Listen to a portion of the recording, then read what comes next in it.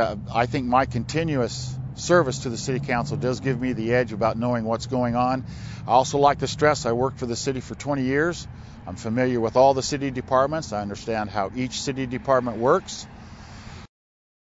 The biggest challenge, I think, is to continue for us to work on the budget to make sure that it's balanced and we don't try to achieve too much with not enough money.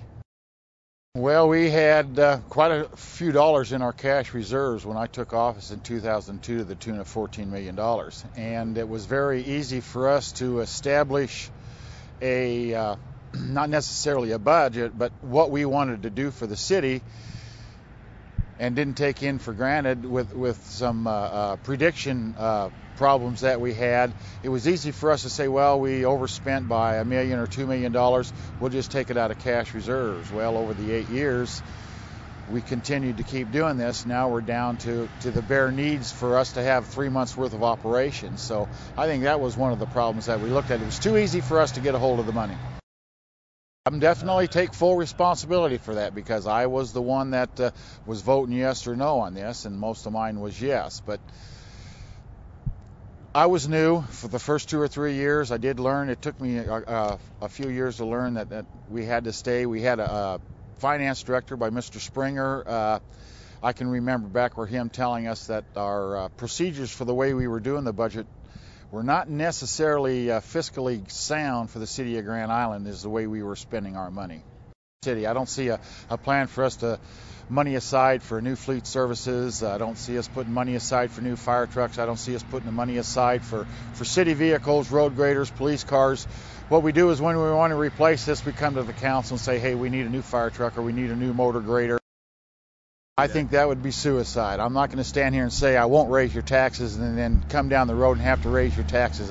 I believe that's dishonest and not what the public needs to hear. They need to hear that if the problem does arise and taxes need to be raised, then I'll do what's needed to make sure that the city can continue to operate and provide the services to the public. I would like to have more police officers. I do think we have a very bad and strong drug problem here in Grand Island. And I don't feel we can slow that down unless we make sure that the presence is on the street. I'd like to see more police officers, yes. Okay. How long do you think it'll be? I wish I had an answer for you. I don't know. But this is our first year. We did look at a lot of programs and made some cuts in some places that saved us some money. Like we said, we were headed for a $3 million shortfall, and the city staff came up with that $3 million with this program. And I think as we grow and we get used to it and use that more as a tool for assigning our budget to our programs, I would say maybe 3 years, 4 years down the road, we would be in pretty good shape as to determine how we stand. The only thing I can talk about is I offer something different than Mr. Vavicek. And Mr. Vavicek comes from a big business, kind of a deal. That's the leadership that we've had in Grand Island in the past. I bring a more common sense, home-based thought about establishing a budget, living with your budget, and living within your means, I guess.